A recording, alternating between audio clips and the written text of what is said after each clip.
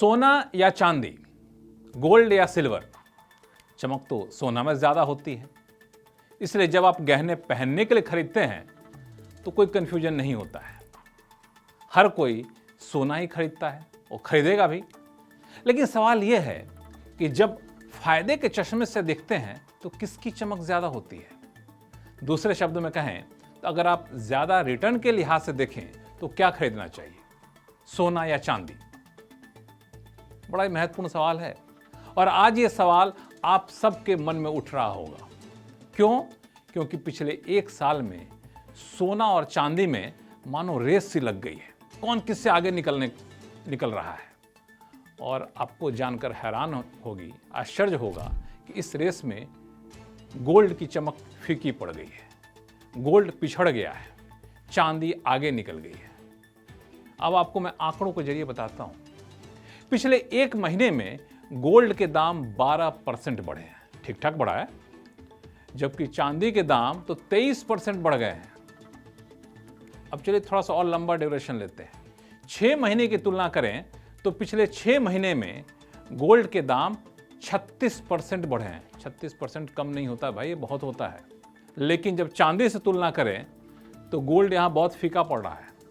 पिछले 6 महीने में चांदी के दाम, अंदाजा लगाइए कितना बढ़ा होगा, 69%। जी हाँ, 69%। अगर एक साल का ड्यूरेशन लें तो एक साल में गोल्ड के दाम 60% बढ़े हैं, जबकि चांदी भाई साहब 78% बढ़ गई है।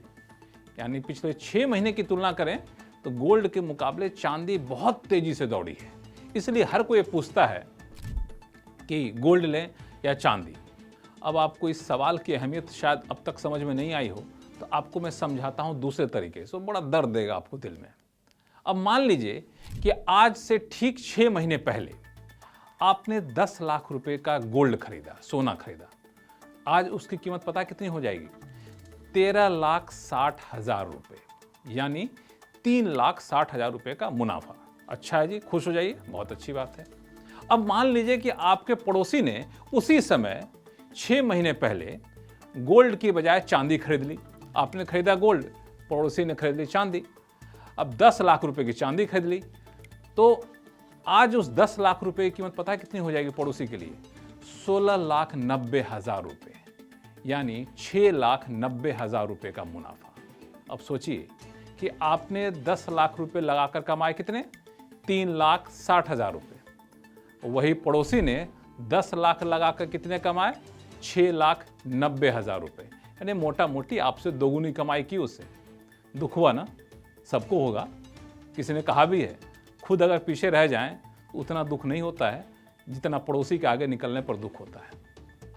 मान लीजिए आपके साथ ऐसा ही हुआ हो, तो आप कहें कि अब क्या करें?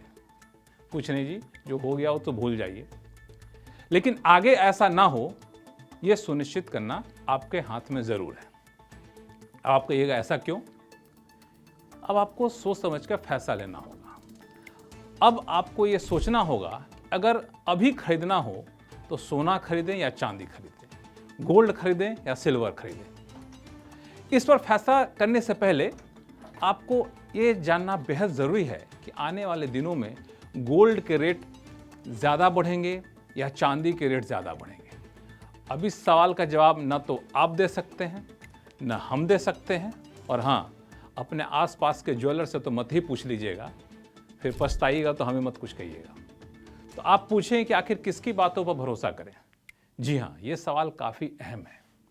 दरअसल दुनिया भर में कई सारी दिग्गज कंपनियां हैं, एजेंसियां हैं जो यही काम ही करती हैं। जिनके पास करोड़ों अरबों रुपए होता है, उन्हें ये कंपनियां बताती हैं कि भाई साहब आपको गोल्ड खरीदना है कि चांदी खरीदनी है। और ये कंपनियां पूरी गहराई से जाकर रिसर्च करती हैं। और आपको बता दूं कि इन दिग्गज एडवाइजरी फर्म का क्या कहना है। सबसे ताज़ा अनुमान, जो ताज़ा तरीन अनुमान आया है ना, वो है HSBC का। बहुत दुनिया की जानी मानी कंपनी HSBC। उनका मानना है कि इस साल के जो बाकी बचे हुए दिन हैं उसमें चांदी के दाम $45 से लेकर के $53 प्रति औंस तक जा सकता है। और अगले साल भी $40 से लेकर के $55 प्रति औंस तक जा सकता है। यानी 1,57,000 रुपये प्रति किलो से भी ज़्यादा चांदी की कीमत हो सकती है। ये तो रही बात HSBC की। घरेलू कंपनियां इससे भी ज़्यादा उत्साहित हैं। उनका मानना है कि दिवाली तक ही जी 1,55,000 रुपये 1 किलो चांदी की कीमत हो सकती है। आज सच तो यह है कि कई एजेंसियों ने अनुमान देना बंद ही कर दिया है।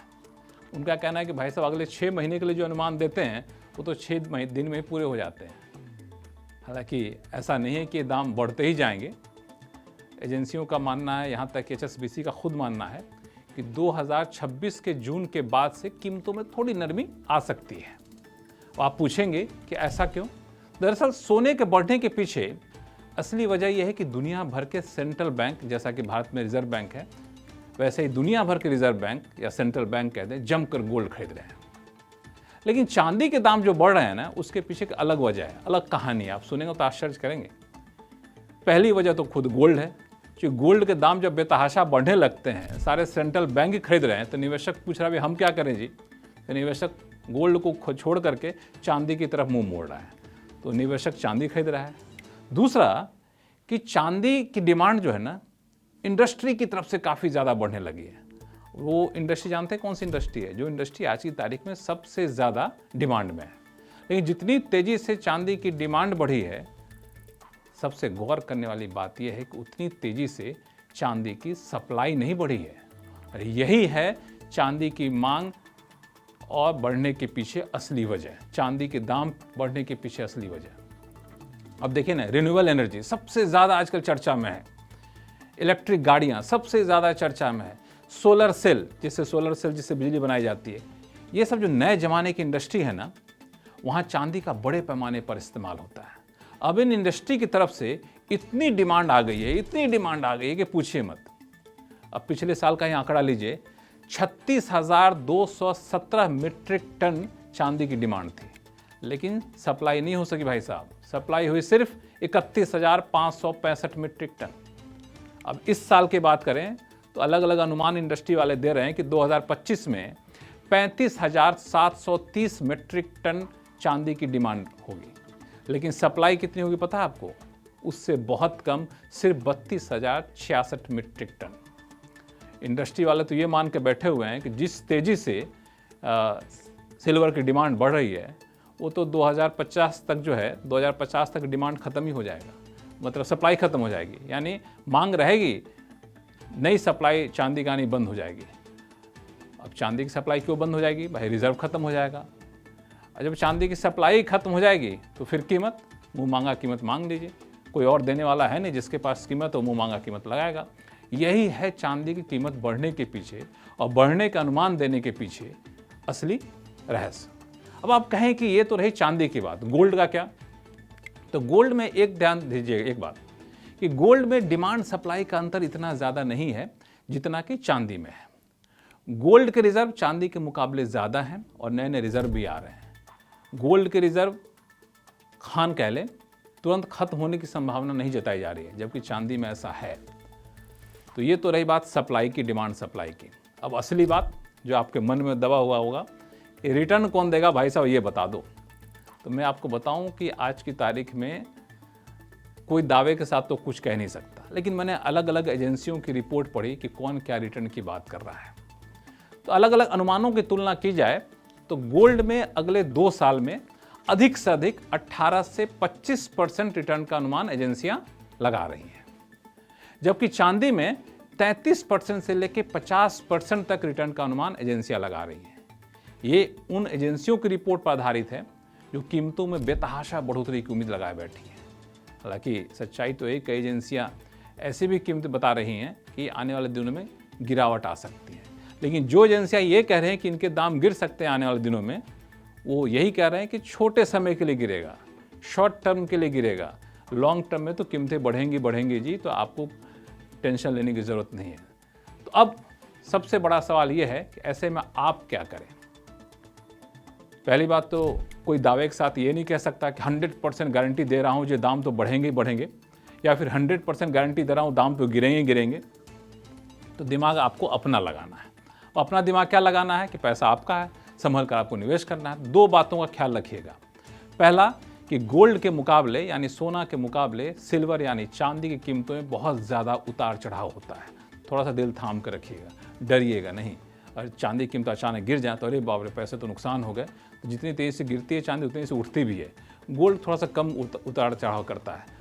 तो एक दिक्कत चांदी के साथ ये है कि गोल्ड के मुकाबले चांदी में उतार चढ़ाव बहुत ज़्यादा होता है चांदी की कीमतों में। इसलिए अगर आप चांदी में पैसा लगा रहे हैं तो इसके लिए आपको तैयार रहना पड़ेगा। और चांदी के साथ एक और बात यह है कि अगर आप फिजिकली खरीद रहे हैं ना चांदी, तो उसके लिए जगह ज़्यादा चाहिए। अब 1 किलो गोल्ड 1 किलो चांदी, हो सकता है उसका क्षेत्रफल उतना ही हो लेकिन पैसा उसमें ज़्यादा लगेगा। तो चांदी में अगर खरीद उतने ही पैसा का चांदी खरीद के ले आइएगा तो गोल्ड के मुकाबले ज़्यादा जगह लेगा।